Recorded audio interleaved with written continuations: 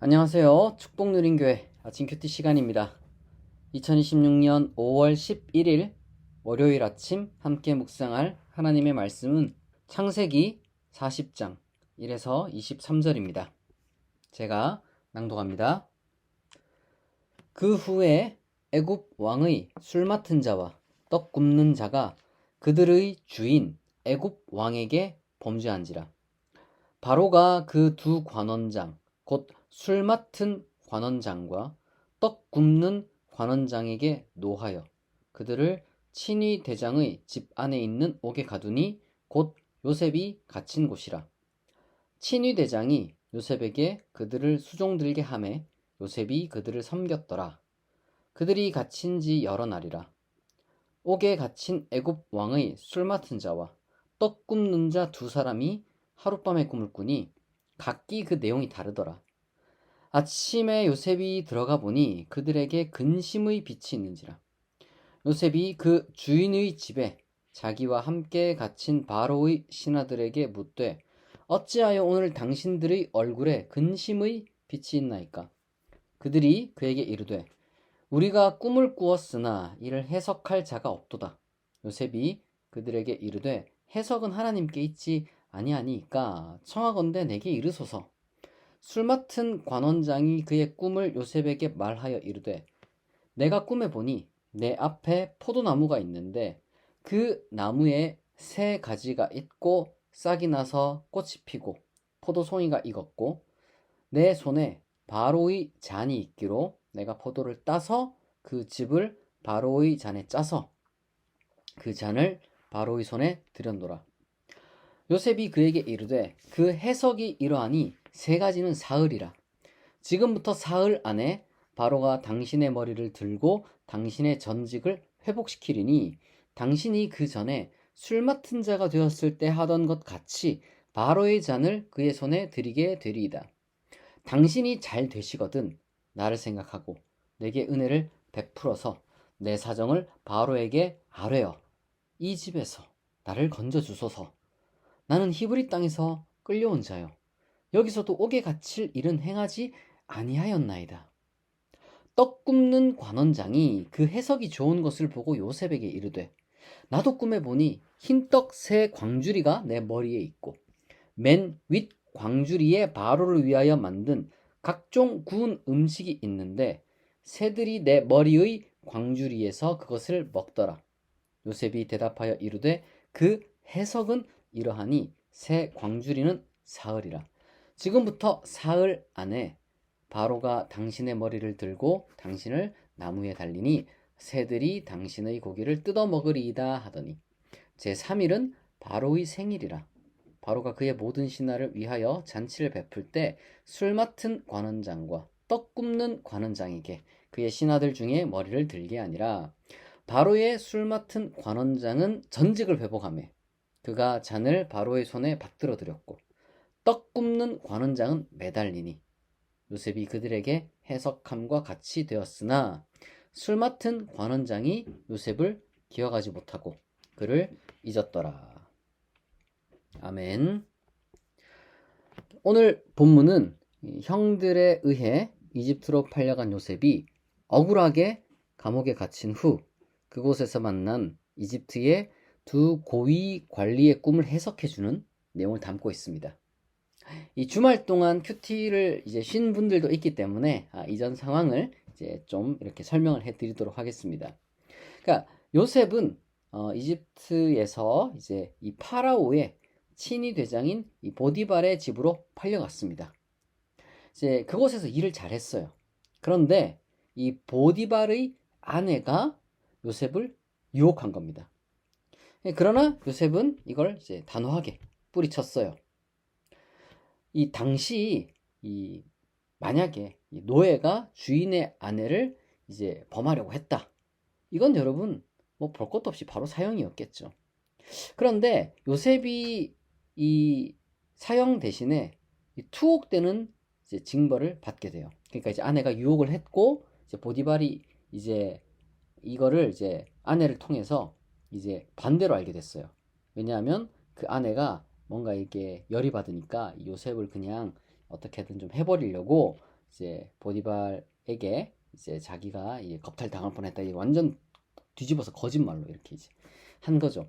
그런데 요셉이 사형을 받지 않은 걸 보게 되면 아마도 보디발이 이제 자기 아내가 어떤 사람이고 또 요셉이 어떤 사람인지 알았겠죠. 그러니까 이제 성경을 보게 되면 이제 그 보디발이 이제 화를 냈다고 하는데 이 화가 요셉을 향한 것이라기보다는 아내를 향한 것이었을 가능성이 큽니다.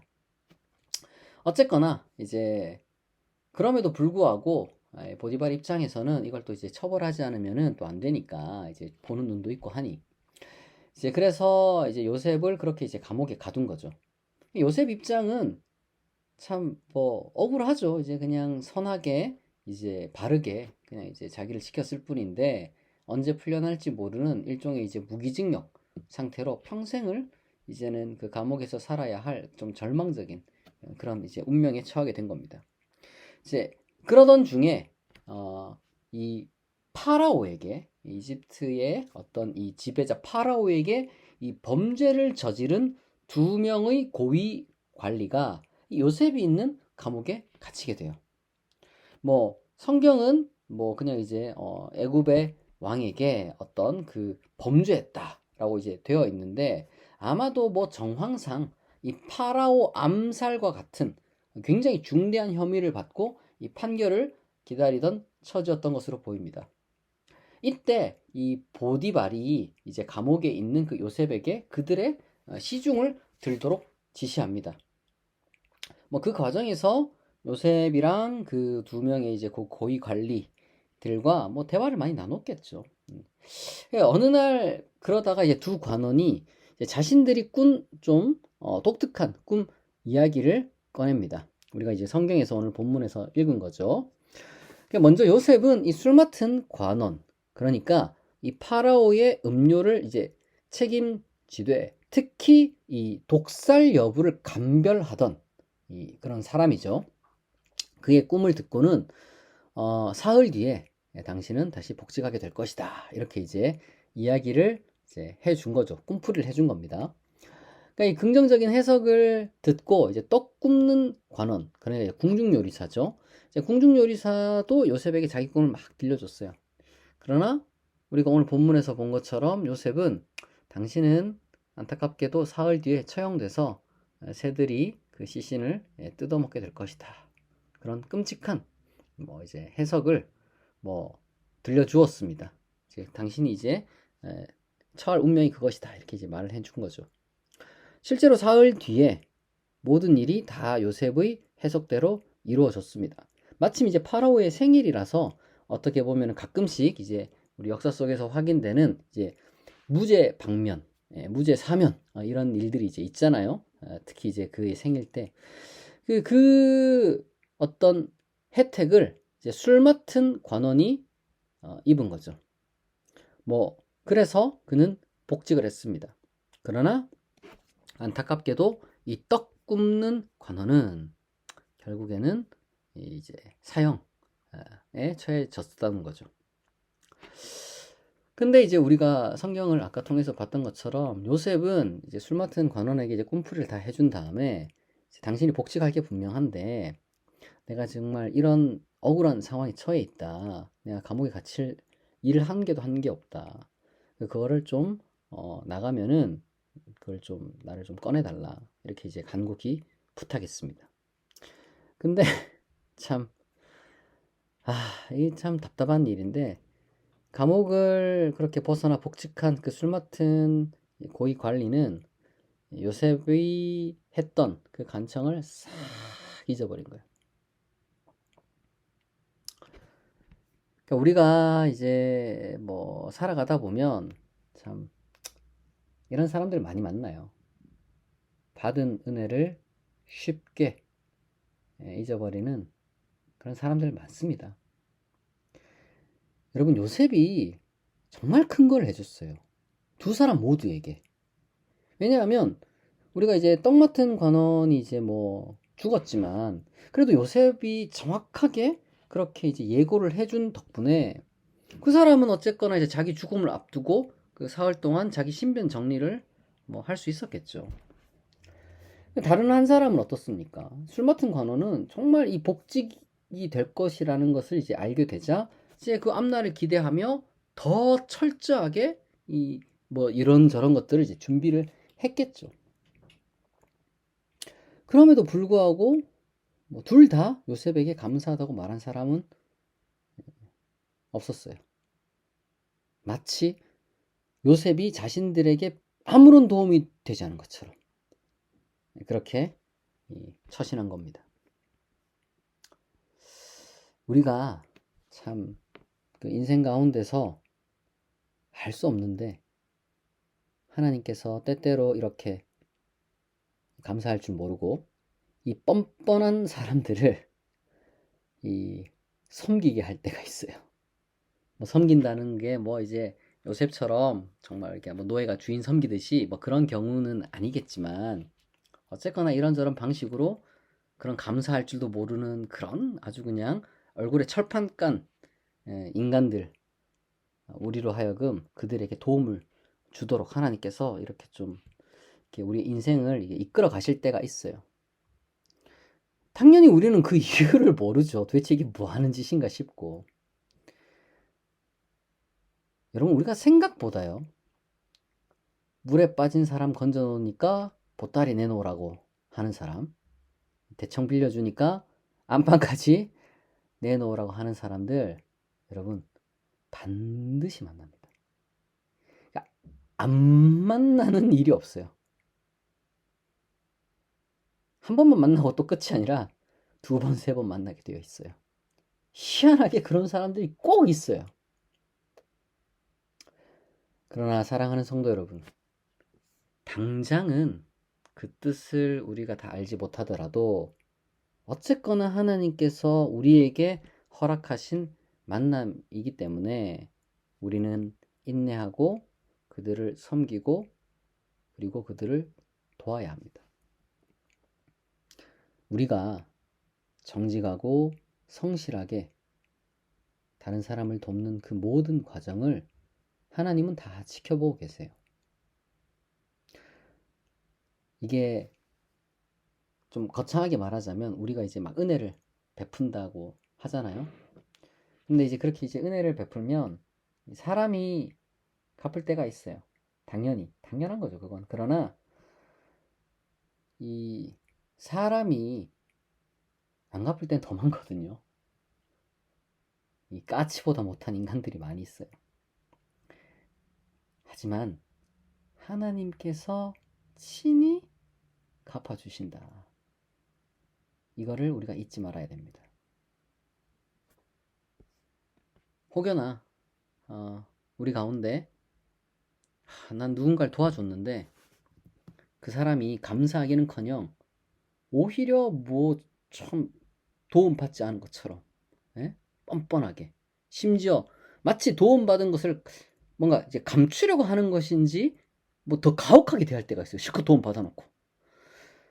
여러분 그러나 그때에도 여러분 마음이 무너지지 않기를 바랍니다. 하나님께서 여러분의 그 모든 수고와 헌신을 다 지켜보고 계시고요. 때가 되면 가장 좋은 은혜로 갚아주실 계획이 하나님께 다 있습니다. 다 예비되어 있어요. 이러한 믿음으로 여러분 힘을 내길 바라고요. 어떤 상황에서도 용기를 잃지 않고 묵묵하게 선을 행하는 저와 여러분이 되기를 간절히 소망합니다. 이 시간 우리가 주신 말씀을 마음에 새기고 또한 각자 마음에 품고 있는 기도의 제목들을 하나님께 아뢰며 약 3분간 다 함께 기도하겠습니다.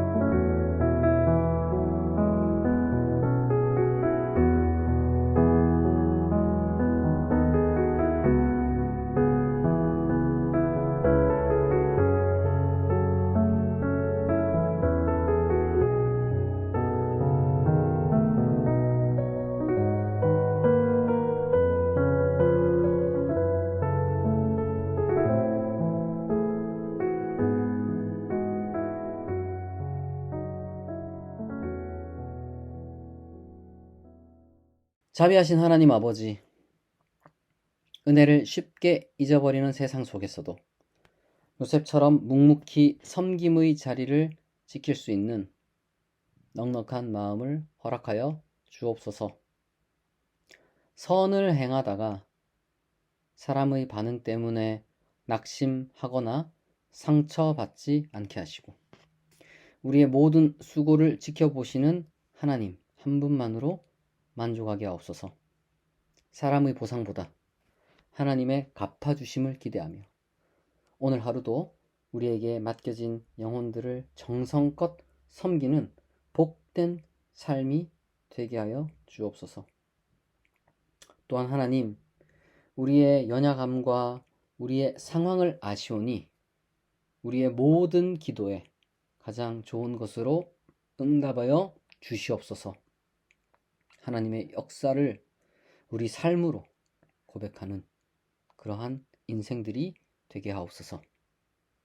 오늘 하루도 우리를 지키시고 보호하시고 인도하실 줄 믿사오며 감사드리며 예수 그리스도의 이름으로 기도합니다. 아멘. 지금까지 축복 누린 교회 아침 큐티였습니다. 안내 말씀 하나 드리겠습니다. 내일 이제 화요일에 이제 이 배정된 이제 본문이 있는데, 매일 성경에 따라 그 화요일 본문만으로는 온전한 이제 묵상을 나누기에는 이제 어려움이 있다, 이렇게 제가 이제 판단을 했습니다. 그래서 내일 하루는 이제 그런 이유로 이제 큐티를 쉬어가고요.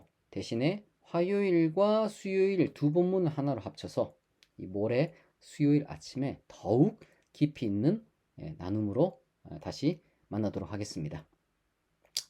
오늘도 은혜롭고 좋은 하루 보내시길 바랍니다. 감사합니다.